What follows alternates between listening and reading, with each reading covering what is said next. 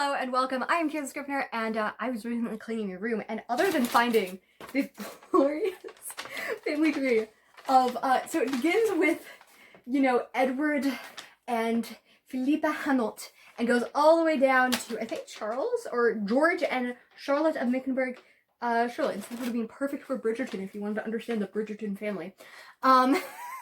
I found this, but also I found my old iPad. So I got my iPad in September of 2012 because I'm a single man who just started working. And if you're a single man who is in need of a wife, you should probably buy your little sister an iPad because you haven't bought her a gift in like 8 years. And that's what happened. And I didn't buy a phone until 2016. Yes, I started college in 2015. I went my first year of college without a phone. So if anyone's just like, yes, I'm frugal, then are you actually frugal? So I was like, I'm gonna explore this. And I died laughing in my notes app, and I'm only at the first one. And what this is it's called Stories, which is like real life conversations with people that I thought was funny. Well, if I saw Russian, I would know it was a language, but not be able to read it. Is art not a language? No, it's paint. I'm pretty sure I'm the one defending it. And it's very funny, because at the time, I did not think of myself as creative in that way at all, but I do love that one of the first one is just defending art and how much I love it. You have hormones all the time. No, they're in your body. Just pure teenage conversations of late night conversations. Do you think I'm attractive? Long pause. Wait, what? That was me every time a guy tried to hit me up. Okay, conversations and comments at fairs. So, oh man. So the summer I was 16 going on 17, I spent summer touring, selling things for my brother's business. And I had lots of interesting conversations and great people. I had a great pandemic. He was a very attractive Asian man who would always come in, and whenever there was creepy men come in late at night, because trust me, being a 16-year-old working at fairs, you get a lot of creepy people and lots of comments that are just uncomfortable. But they also give you, like, all the carnies give you all the free food, and it was wonderful. But I got paid, like, nothing for working and being anyways. There's a conversation with a woman. I forget who this was. I think it was another person. How old are you? 17. You are gorgeous. The way you wear your makeup and your confidence. Is this just your first summer working here? Oh, her name was Joyce. I think I wrote this because it made me happy. Also the one, listen to that girl. She's got a good soul. Gary. Oh, Gary I think was one of the persons who like managed one of the fairs, and he was just so nice. So this is back to teenage conversations. Redacted. And I got out of the shower because someone wanted to talk to me about a matter of the heart and shake their head at me. And I did. This is just my friends. Do you want us to fetch him? That would be perfect. It's probably only like a me comment.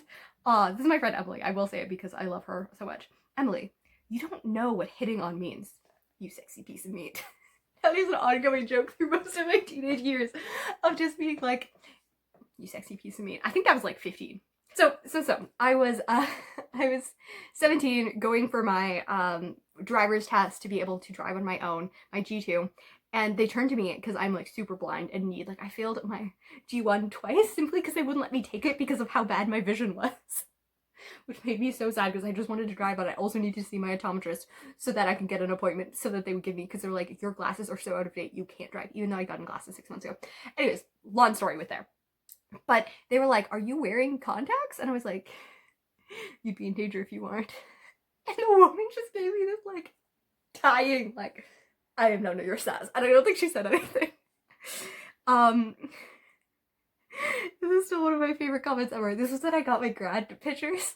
And, I was like, I look like a serial killer. And my friend turns to me and said, that's okay, you're a Christian. And that's been an ongoing joke. There was literally memes my friend has done so many times. Same friend group. Redacted. Last time I trusted you, I ended up joining a cult. Me. You signed the binding creed papers. It's not my fault. Okay, and these are mostly comments. The next ones are 3 people, and I'm going to name the dude in here Bernard because he's an ex of mine. Bernard is not his actual name, but it was the first name I could think of that was not near his name or someone I knew.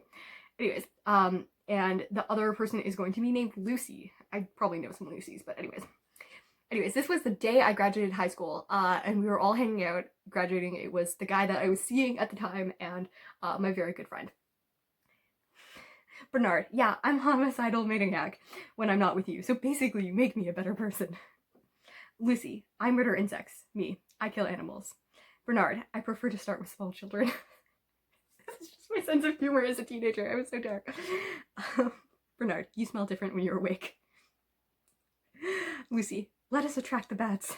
Bernard and her start dancing, flapping their wings and jumping on the tramp around me. We look like we're about to offer a sacrifice. Me, it looks like Lord of the Flies. Bernard, well, I do a bat dance normally the night before I kill. There's lots of murder jokes here.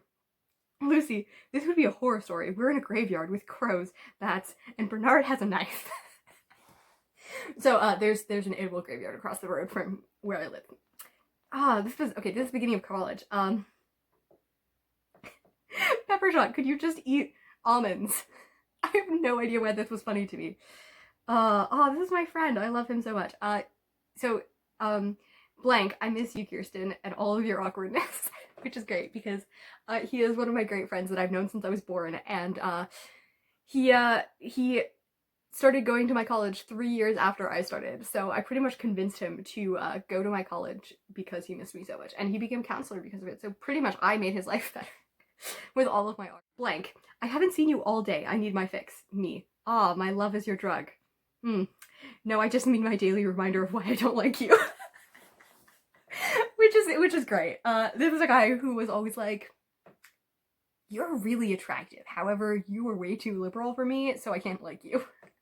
And we matchmake people and always have great things. Okay, I'm gonna check what else we have here. When I met Alex, I was a child, but when I finally made the acquaintance of Christopher River when I was almost 11 and it was his 16th birthday, I had my first crush, and it was on the cousin and best friend of the boy I was campaigning to marry. But that was politics, and this is infatuation. I still like that. Does it age not the greatest? Probably because I've changed their ages so they're not farther apart, but that is one of my oldest works of projects. And this is a letter from my nephew the day he was born. He just turned 5. We are in a secret society. And if caught, we could be banned from society and never be hired. We commit the unsacred offense of stealing homework. I'm the fearless leader. Salome is my command. Beltrain. I don't know what this is. Okay, I have an entire thing just called Pepper. You could never understand the demons I faced trading yesterday. Is a short story about that song that I loved so much. Things. Ooh, this is a list of things and qualities I would like in a guy. Interesting. I dated many boys after that were not quite like that. This is a short story written for that. Okay. Min vocab. This is words that musatic, a rich sound that is almost musical, but is not. Agreeance. I really like to say agreeance instead of like agreement. Like we are in agreement, we are in agreement. I don't know why. Decraz, the crazed one, gets in schools in December. I don't really get the reference of that. Oh, ooh, we have quotes. I wondered about this quote. So this is the quote that I read that I loved about history. When the Titanic was launched, it was reputed to be an unsinkable ship. When the Great War ended in 1918, it was said to have been the war that ended all wars. The Titanic sank, and the wars have continued after the end of World War I. A Nation Unfolding, which was my grade 9 history or grade 10 history textbook. It would please me immensely if on my grave was written, a queen who lived and died a virgin. Loved that quote. Sooner or later, a man who wears 2 faces forgets which one is real. Primal Fear. I watched that in history class. There's a thin line between being a hero and being a memory. Optimus Prime. Ooh, this is another quote from someone who said, I'd had a really bad relationship with. You're the kind of girl who yells at people until they fall in love, which is true. He dealt with a lot, so I purposely sought him out so that he wasn't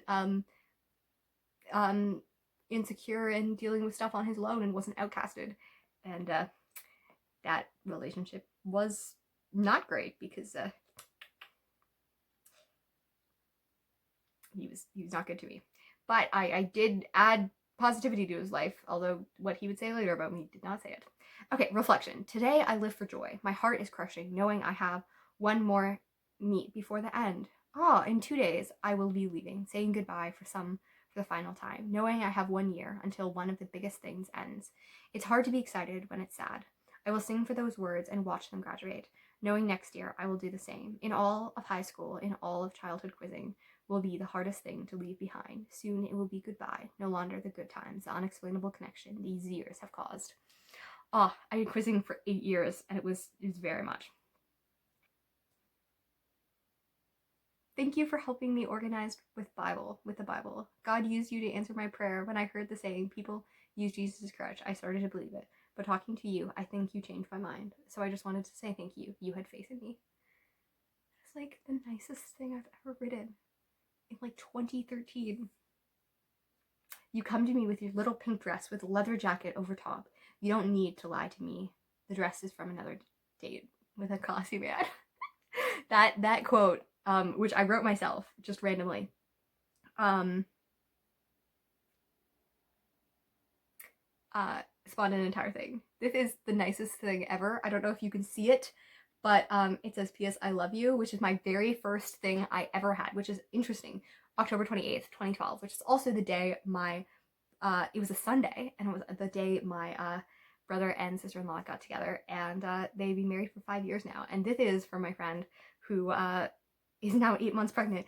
And we were like, this was like 6, 7, we know 2012, 8, oh my goodness, 9 years ago. Wow. The daughter of misfortune. Interesting. Rules. Oh, this was rules. Yeah, I'm not gonna go into that. That's too personal. But yeah, one of my last photos was of my nephew, and this is the day he was born. I wrote his name on it. Okay, one last photo. This is a photo of me in my car, my friend Val. This was our first year away, and I stopped my car in the middle of the country road because I didn't want to turn around before I ran and hugged her. Oh, I haven't hugged her in so long now. I think it was fall of 2019, because dumb COVID, I haven't seen her. But yeah, I don't know. This was fun, adventurous. Oh, great times. Yeah. I don't know if I'll post this because it's kind of ridiculous and just me laughing my head off. But if you enjoy it and I post it, I hope you enjoy. And happy reading and writing. And I'll talk to you soon. What great stories do you have written down from your childhood?